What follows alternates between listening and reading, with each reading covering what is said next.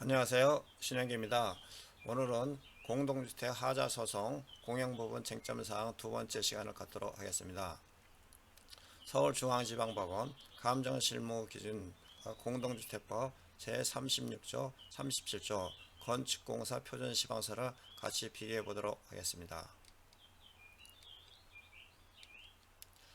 공동주택에서는 각동 계단실 및 엘리베이터 홀, 무늬코트, 상도 미시공 부분에 대해서 상도 미시공 부분을 했나 안 했나 이게 상당히 요즘은 쟁점 사항이 많이 되고 있습니다. 근데 막상 현장에 가서 확인했을 때 이것을 채취하기도 상당히 좀 어렵고 시험실에 맡긴다고 해도 결과가 뚜렷하게 나오질 않습니다. 그러나 가장 간단하게 시공하는 테스트할 수 있는 방법은 수성 사인펜을 갖고 벽면에다가 표시를 한 다음에 물을 뿌려서 뿌린 다음에 수성 페인트가 지워지면은 상도 코팅이 된 거로 볼 수 있고 안 지워지면은 상도 코팅이 안 되는 거로 볼 수가 있습니다. 경우에 따라서는 징두리 벽 부분에 상도 시공을 하는 경우와 그 윗부분은 안 했을 경우에 확연히 표시가 나는 경우가 있고, 또 어떤 경우에는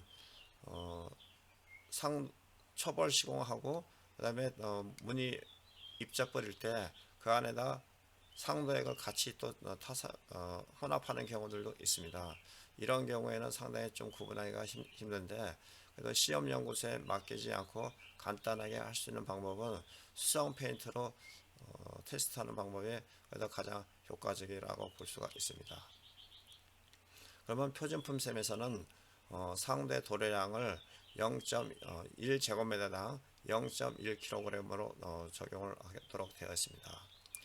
건설 감정 실무에서는 표준 시방서보다 공사 시방서 또는 특별 시방서의 기재가 더 낮은 수준인 경우에는 건설기술진흥법 시행규칙 제40조의 취지에 따라 표준 시방서의 기준을 우선 적용하여야 한다고 해석하고 있습니다.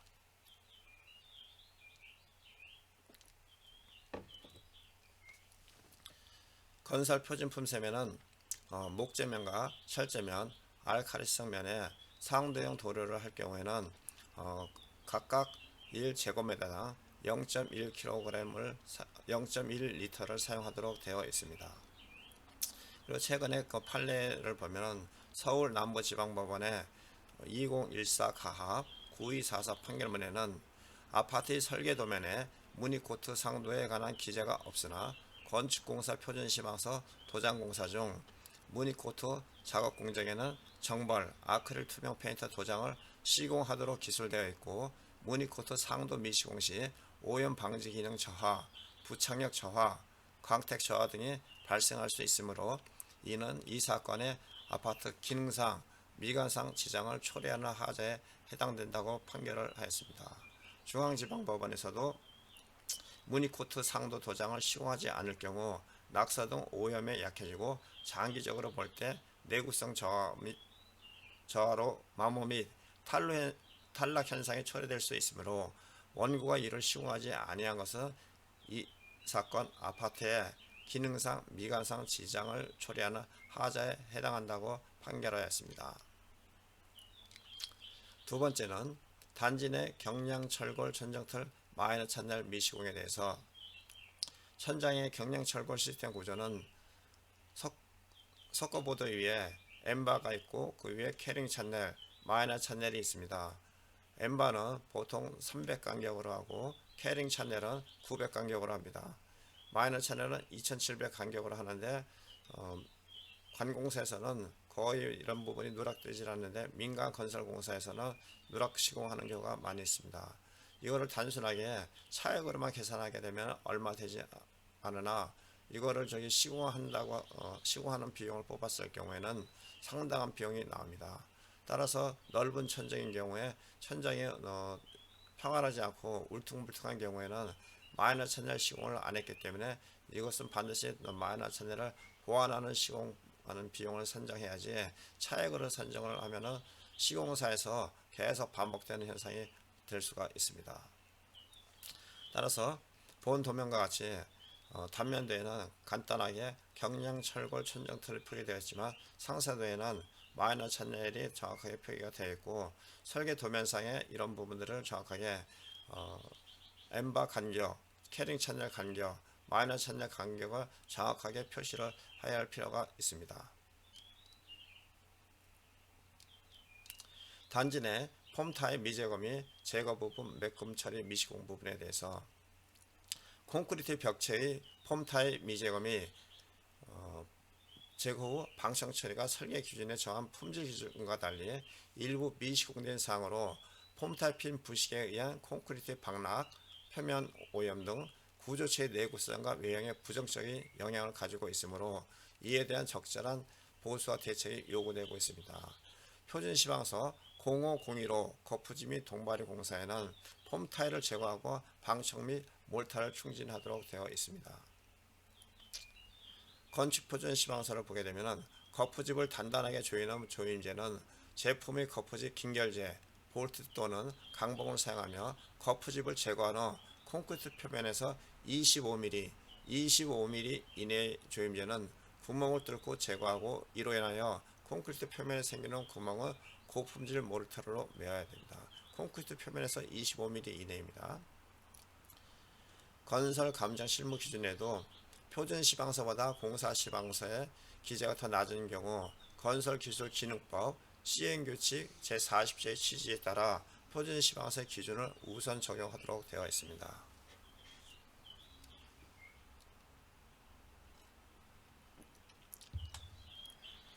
네 번째는 단지 내 각종 철제문 점검과 분체도자 및 방청 페인트 일부 미시공 부분입니다.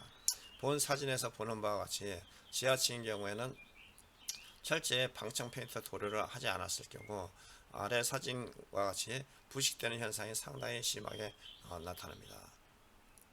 각종 철제문, 점검구 문틀, 분체 도자 및 방청이 미시공된 것으로 조사가 되었으며 이로 인해 각실 출입 문틀에 녹이 다수 발생하였습니다. 개폐불량 및 마감재 오염 등 기능상, 미관상 지장을 초래하고 있는 사항으로 시공사가 공사비 절감, 시공 편의를 위해 임의로 미시공한 것으로 볼 수 있습니다. 따라서 기능상 지장을 초래하고 설계 기준에 정한 성질이나 성상을 갖추지 못하여 품질을 하락시킨 피해에 대한 적절한 보수와 대책이 요구되며 표준시방서 18010 도장공사 일반에는 나와 있습니다. 개선 방향으로는 부식된 부분을 긁어내고 분체 도장 및 방청 페인트를 시공을 해야 합니다. 건축 표준시방서 18020에는 처음 1회째의 농막의 도장은 가공장에서 조립 전에 도장함을 원칙으로 하고 있습니다. 최근에는 아연도 철판을 쓰는데도 불구하고 부식되는 경우가 있기 때문에 아연도 도금이 제대로 되어 있는지 한번 제대로 확인할 필요가 있습니다.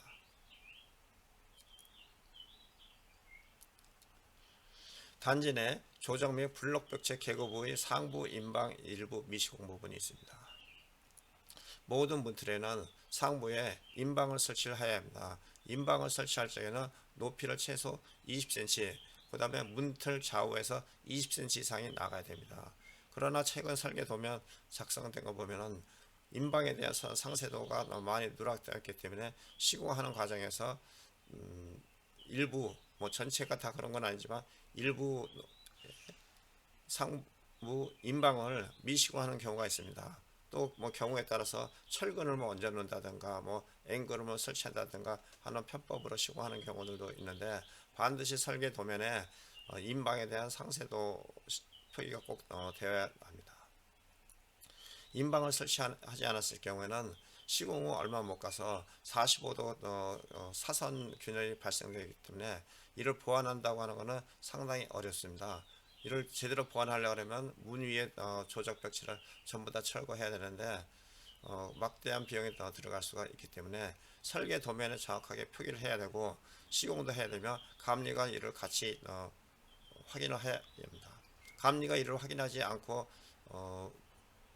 사용 승인을 내줬을 경우에는 설계자, 감리자, 시공자 모두 공동 책임이 있다고 볼 수 있습니다. 인방본은 도면 또는 공사 시방서에 정하는 바에 따라 현장 타설 콘크리트 부어넣기 또는 기성 콘크리트 부재로 하여야 합니다. 인방본은 양 끝을 벽체에 볼록에 200mm 이상 걸치고 또한 위에서 오는 하중을 전달할 충분한 길이로 하며 임방부 상부의 벽은 균열이 발생되지 않도록 주변의 벽과 강하게 연결되도록 철근이나 블록 메쉬로 보강 연결하거나 임방부 좌우단 상향으로 컨트롤 조인트를 주어야 합니다.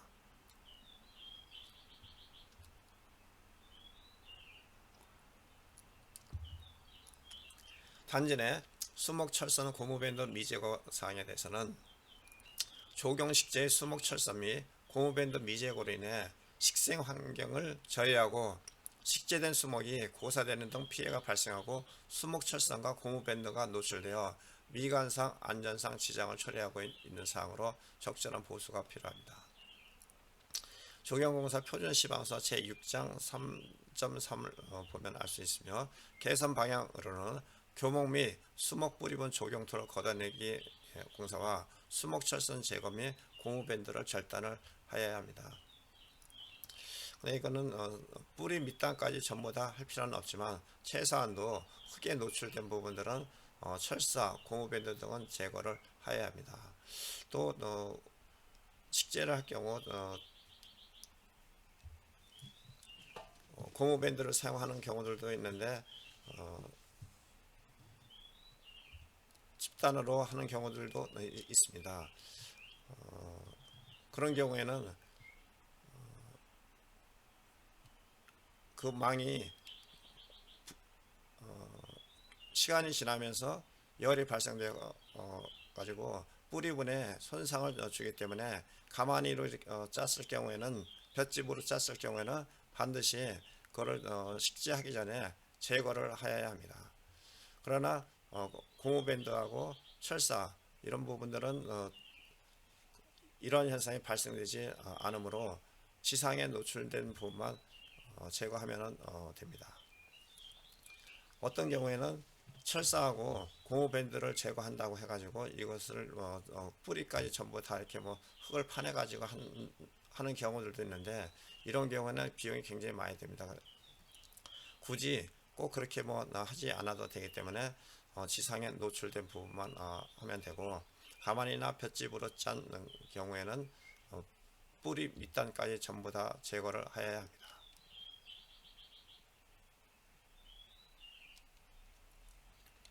수목 미식재 부분에 대해서 공동주택인 경우에는 주로 이제 하자 소송의 식재 미식재 부분을 구분을 해야 합니다.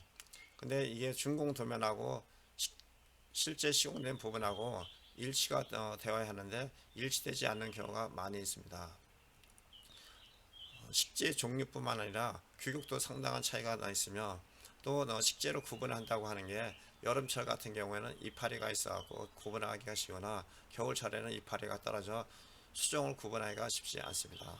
따라서 설계 도면에 의해서 변경 시공을 했을 경우에는 준공 도면에 변경된 부분에 따라서 정확하게 준공 도면에 맞춰서 표기를 해야 합니다. 근데 하자 소송을 하는 경우에는 보통 3년 내지 5년 정도 지나서 하자 소송을 하는데 이때 실제 미식재가 되었는지 고사가 되었는지 이를 정확하게 확인하기가 쉽지는 않습니다. 따라서 사용 승인 도서를 작성할 경우에는 식재된 거에 따라서 준공도면을 정확하게 그리고 거기에 따른 확인서, 그 다음에 인수인계를 할 경우에는 관리소장이라든가 입주자 대표하에 식재가 정확하게 시공이 되어 있는지 확인서가 있어야 추후에 발생된 미식재인지 고사인지 구분을 할 수가 있습니다. 그런 부분이 되어 있지 않은 경우에는 상당히 좀 애매한 경우가 있으므로 시공사도 그러고 관리사무소도 그러고 사용 승인 당시에 정확하게 체크할 필요가 있습니다. 따라서 설계 도면 현장 조사 시 식재된 살아있는 식재만 조사하고 나머지 부분은 준공 도면과 비교했을 때 미식재로 볼 수가 있으며 또 경우에 따라서는 고사목으로 잘라 가지고 밑둥만 남아 있거나 하는 경우들도 있는데 사용 승인 도서 확인서에 따라서 상당히 결과가 달라질 수가 있으며 또 사용 승인 도면에 있다 손치더라도 3년 5년 지나면서 관리 소홀로 인해 가지고 고사되는 경우들도 있습니다. 이런 경우에는 또 이제 몇 대 몇으로 이제 구분하는 경우가 있는데 통상 뭐 한 50대 50 정도로 구분할 수가 있습니다. 각동 엘리베이터, 홀, EPS, 비트 등 내부 조적벽체가 있는데 조적벽체에는 초벌 미장을 하도록 되어 있습니다. 설계 도면에. 시방서에도 그렇게 표기가 되어 있는데 설계 도면에 정확하게 표기되지 않는 경우가 있어 시공사에서 시공을 하지 않는 경우가 있습니다. 이런 경우 이 틈새로 냄새라든가 벌레 등이 들어갈 수가 있으므로 슬라브 상단부까지 전부 다 시공을 해야 합니다. 배관을 다 한다면은 미장을 하기가 어려우므로 배관하기 전에 초벌 7mm 시공을 해야 합니다. 내벽인 경우에는 표준 시방서에 7mm로 표기가 되어 있고 천정인 경우에는 6mm로 표기가 되어 있습니다.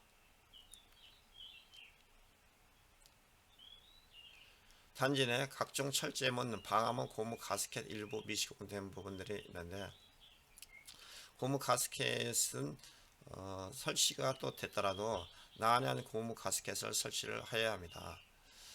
고무 가스켓을 설치가 되더라도 사용 도중에 탈락되지 않도록 본드 접합을 정확하게 좀 해야 하고 고무 가스켓이 난연인지 아닌지는 좀 잘라 가지고 나이터블로 불을 붙였을 경우에 연소가 되면은 비난연 제품으로 볼 수 있고 타지 않는 경우에는 난연 제품으로 볼 수가 있습니다. 시공하는 당시에 고무 가스켓이 그렇게 뭐 비싸지는 않습니다. 하는 과정에서 일부 놓치거나 확인하지 않았을 경우에는 비난연 제품을 사용했을 경우는 전체를 또 재시공하는 비용을 또 산정을 해야 합니다.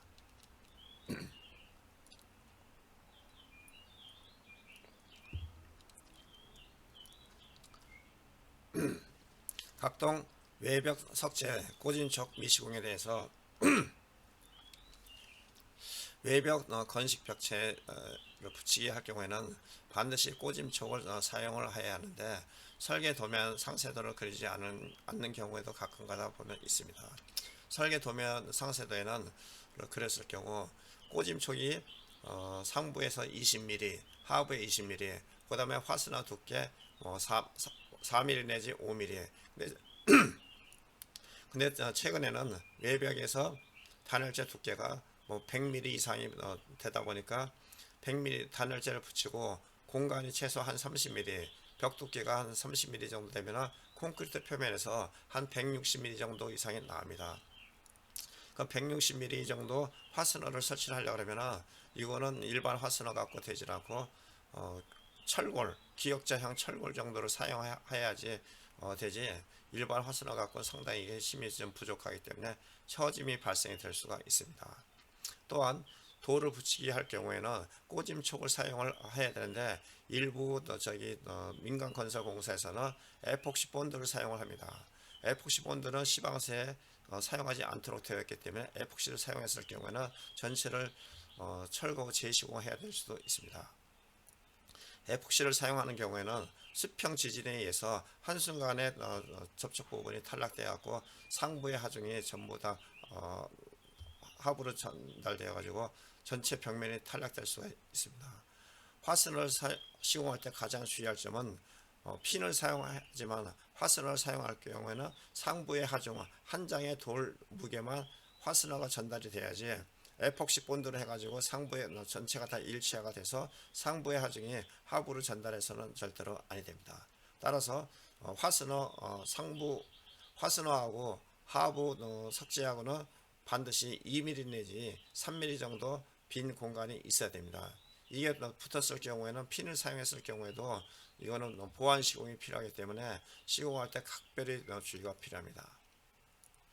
본 도면과 같이 습식공법, 건식공법이 있는데 건식공법의 사진을 보면은 화스너 상부에 20mm, 하부에 20mm, 그 다음에 화스너 하부에 2mm 공간이 뜨도록 되어 있습니다. 이것을 하지 않았을 경우에 재시공하는 경우에는 어마어마한 비용이 들기 때문에 시공하는 과정에서 꼭 지켜야 되고 감리도 철저히 해야 될 필요성이 있습니다. 주차장 및 부속실 이중벽 내부쪽 하부 방수몰탈 미시공 부분입니다.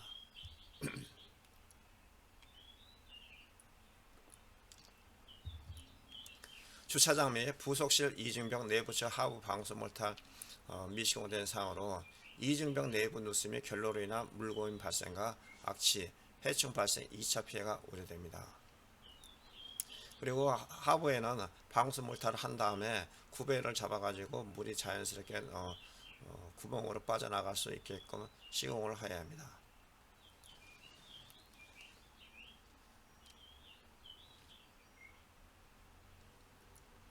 지하주차장 전기 케이블 트레이 강전 약전 표찰 미시공입니다. 지하주차장 케이블 트레이 강전 약전 표찰이 설계 기준과 달리 현장 조사 시 선로 명찰이 미부착된 것으로 확인되어 유지관리에 매우 어려움이 있어 기능상 지장을 초래하는 하자로 볼 수 있어 이에 대한 적절한 대책이 요구되고 있습니다. 케이블 트레이 표찰을 설치해야 하며 시방서에는 케이블 트레이 내에 시설하는 케이블은 용도와 회로를 구분할 수 있는 선명차를 설치하도록 되어 있습니다. 비트 지하주차장 등 45도 이상 방향전의 부위에는 설비 PVC 배관에는 소재를 반드시 설치해야 합니다. 각동 비트 및 지하주차장 45도 이상 방향전환 부위 소재구가 설계 기준과 달리 미시공되어 품질 및 성능이 저하되어 합니다. 해당 부위 소재구 누락에 대한 점검 불가, 막힘 시 보수 비용 증가 등 피해에 대한 적절한 보수와 대책이 요구되고 있습니다. 시방서에는 배수 수평 지간 및 배수 수평 주간 기점에 청소구를 설치를 해야 합니다. 배수 수평관이 긴 경우에는 배수관 관지름이 100mm인 경우에는 15m, 100mm를 넘는 경우에는 30m마다 청소구를 설치를 해야 하며 배수관이 45도를 넘는 각도로 방향을 변경할 때 수직관이 최상부의 최하부 또는 그 부근에 설치를 해야 합니다. 네, 이것도 또 설치를 할 때 벽에서 뭐 30cm 이상이 떨어져야 하는데 30cm가 또 부족한 경우들도 있고 이런 부분은 설계상에서도 수직 배관할 경우에 벽에서 이격되는 거리들을 감안해서 표기가 돼야 되는데 이런 부분까지 좀 이루어지지 않는 경우가 있습니다. 모든 부분이 다 그런 건 아니지만 일부 현장 조사하다 보면은 벽에서 이격거리와 청소구를 미설치하는 경우가 있습니다. 청소구를 미설치하는 경우에는 이것을 막혔을 경우 이걸 보수하는데 어마어마한 비용이 많이 들어갑니다. 꼭 저기 청소 소재구를 적절한 곳에 설치를 해야 할 필요가 있습니다. 지하주차장 각동 지상부에 소화전이 설치가 되어 있는데 호스거리를 미시공하는 경우가 있습니다.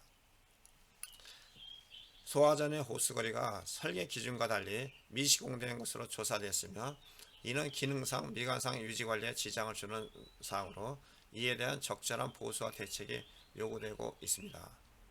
관련 기준은 수동식 소화기 형식 승인 및 검정기술 기준 제15조에 나와 있습니다. 개선 방향으로는 소화전 함 내 호스거리를 설치하는 것입니다. 제15조에는 소화기 운반 및 유지관리를 효율적으로 하기 위해 호스거리를 설치하도록 되어 있습니다. 다만 호스거리가 필요 없는 소화기는 그러하지 아니합니다.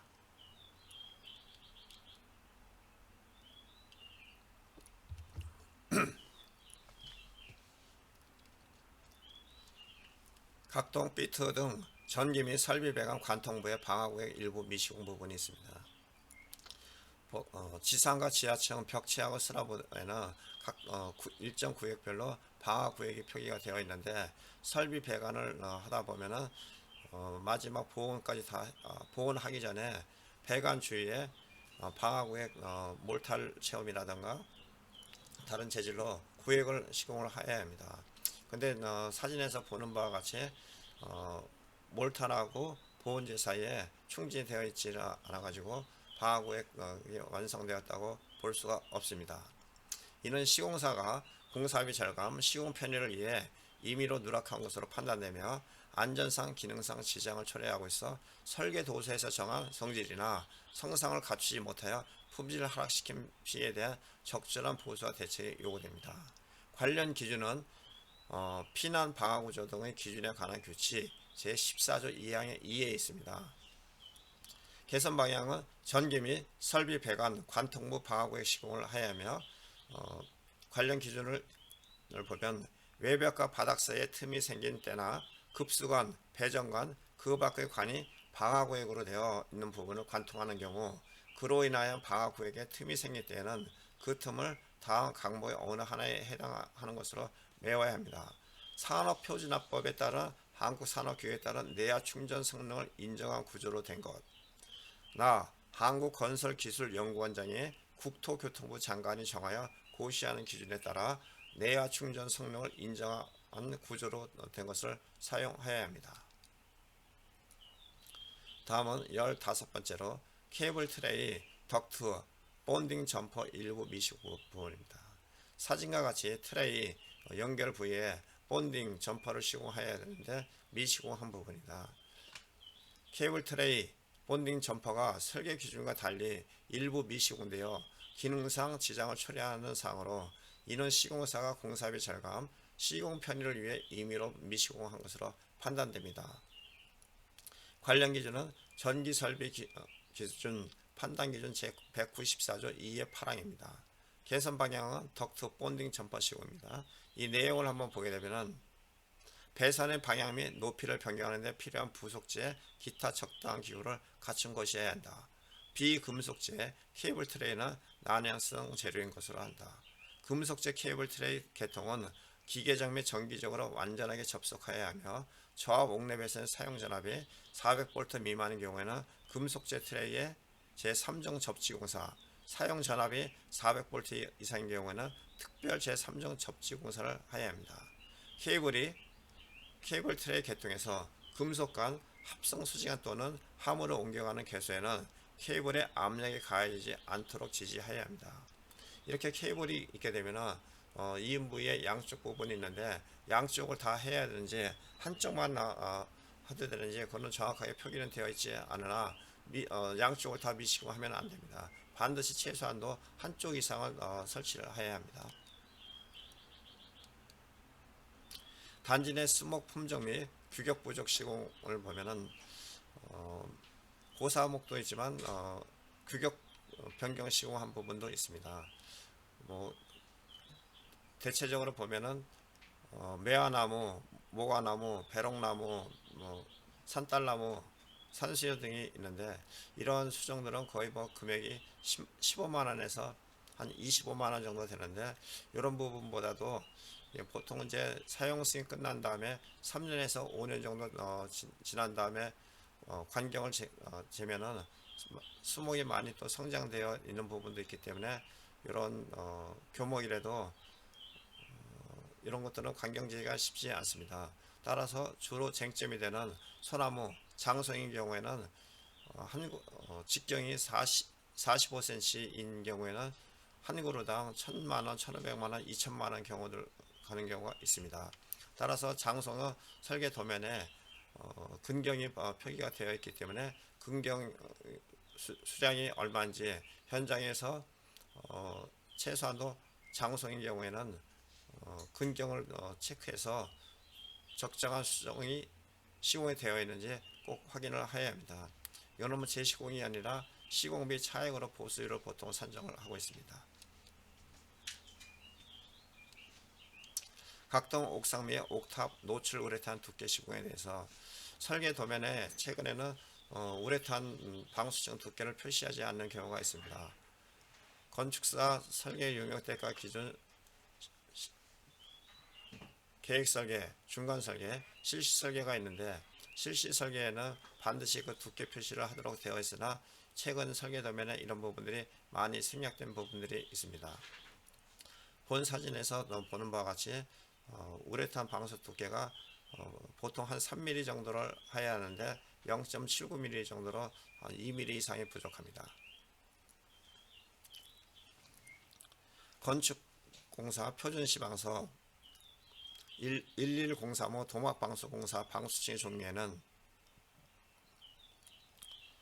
평탄 부위는 평균 3mm, 치켜 올린 부위는 평균 2mm 두께를 확보할 수 있도록 사용하여야 합니다.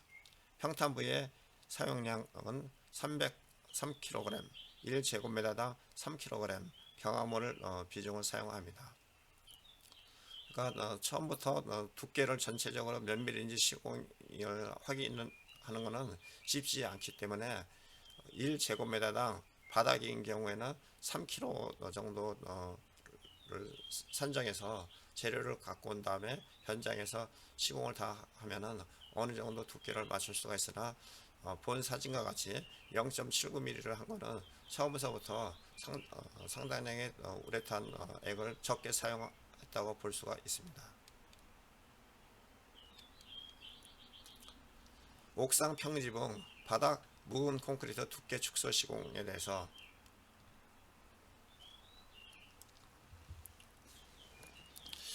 설계 도면과 같이 철근 콘크리트 위에 묵은 방수를 하고 묵은 콘크리트, 노출 우레탄, 또 이제 노출 우레탄을 하지 않는 경우에는 비노출 방수로 공사하는 경우가 있고 그 위에 묵은 콘크리트를 보통 타설을 합니다.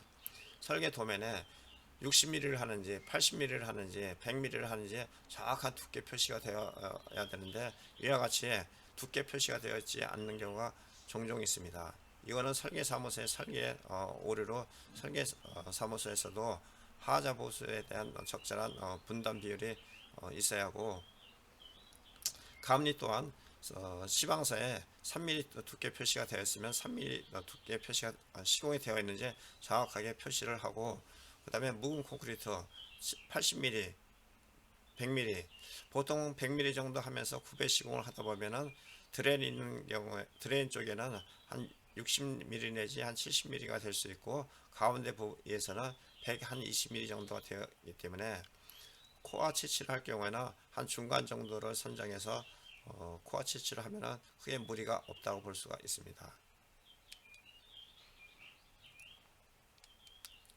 주차장 바닥 묵은 콘크리트 두께 시공입니다.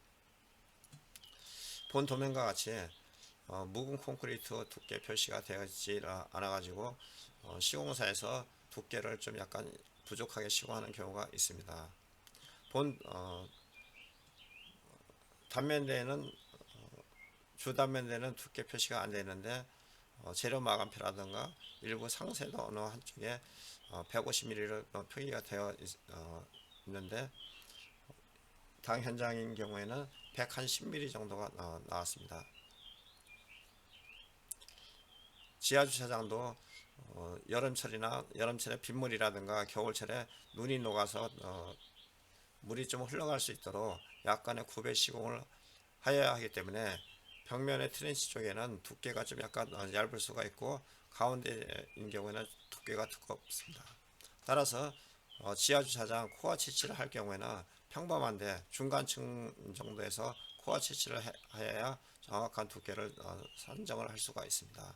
만약에 그렇게 하지 않을 경우에는 트렌치 있는 부위라든가 중앙 부위를 측정해서 2분의 1로 나눠서 두께를 측정할 수도 있습니다.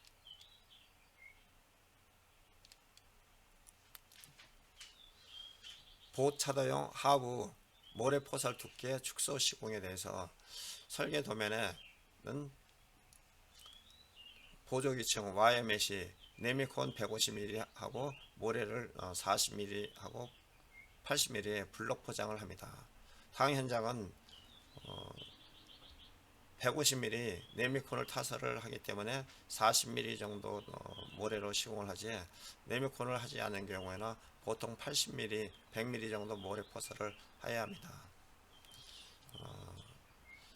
당 현장에는 네미콘을 150mm를 타설을 했기 때문에 거의 상당 부분에 한 2000세대 이상의 넓은 단지임에도 불구하고 단지 내 보도블록 침하가 거의 발생되지 않았습니다.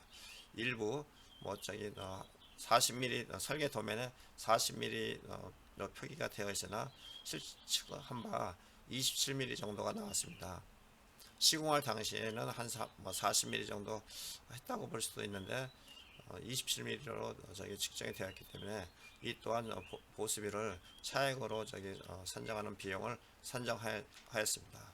설계 도면에 의한 두께는 최소한의 치수이므로 반드시 지켜야 될 필요가 있습니다.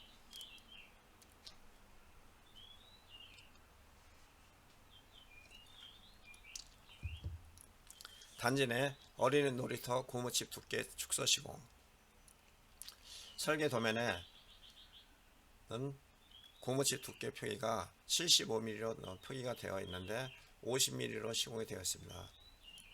시공하는 과정에서는 급하다고 해가지고 어느 정도 시공만 이렇게 유지하는 경우가 있는데, 최근에는 공동주택 하자 소송이 전국적으로 거의 대부분 다 이루어지기 때문에 도면에 치수가 표기된 거와 도면에 표기가 되어 있지 않더라도 표준 시방서와 건설 표준품셈 등의 치수가 나와 있기 때문에 그 치수들은 반드시 지켜야 합니다. 관공사에서는 나름대로 두께가 어느 정도 지켜지고 있는데, 민간 건설공사에서는 이런 부분이 지켜져 있지 않고 감리가 실측 확인 승인을 해준다고 하더라도 거의 이런 두께 표시라든가 이런 부분들이 나와 있지 않습니다. 이와 같이 두께가 부족한 경우에는 시공사에서 근본적으로 잘못된 부분도 있지만 감리단도 제대로 검측을 하지 않은 관계로 하자 보수비 산정 시에 감리단도 일정 부분의 책임 비율이 있다고 봅니다.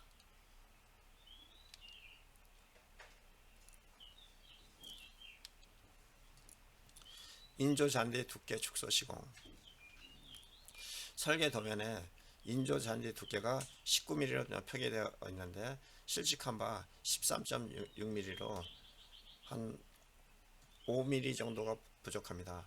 이 또한 앞에서 얘기한 바와 같이 두께가 부족한 부분에 대해서는 하자 조사 시 거의 대부분 다 파악이 다 되므로 공사하는 과정에 철저한 시공과 감리가 필요하다고 봅니다.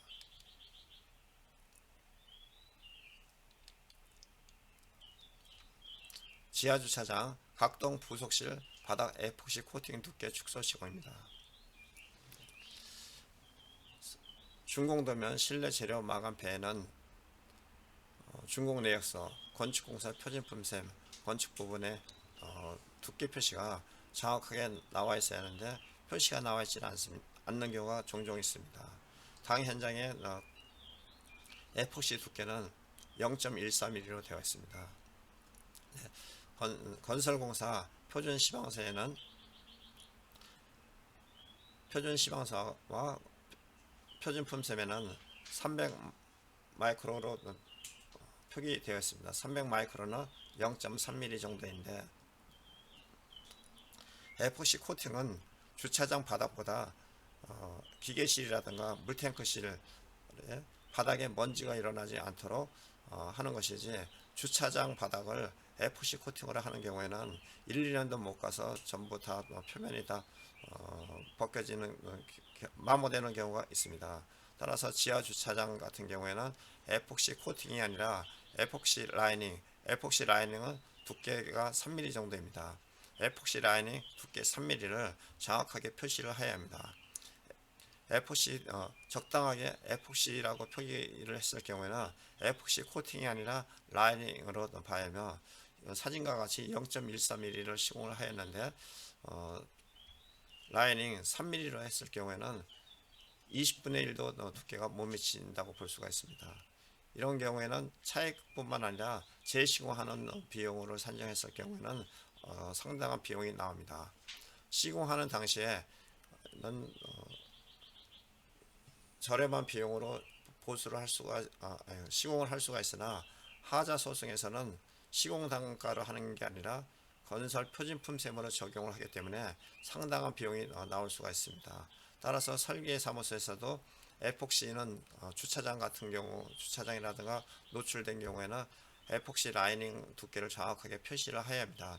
일부 라이닝 표시한 부분들도 있는데 최근에 설계 도면에 두께 표시가 안 돼 있어서 분쟁의 발생 요지가 됩니다. 따라서 이와 같이 설계 도면에 두께 표시가 정확하게 안 되어 있거나 시공하는 과정에서 3mm보다 부족하거나 부족하게 시공을 하거나 감미단이 검식했을 경우에는 설계사무소, 감리, 시공사의 공동 책임이 있다고 볼 수 있습니다. 이상으로 두 번째 시간을 마치도록 하겠습니다. 간단한 문의사항은 010-3003-3190 이메일 yahoo 숫자 2222 한멜전넷입니다. 감사합니다. 다음 시간에 좀 더 나은 내용으로 찾아뵙겠습니다.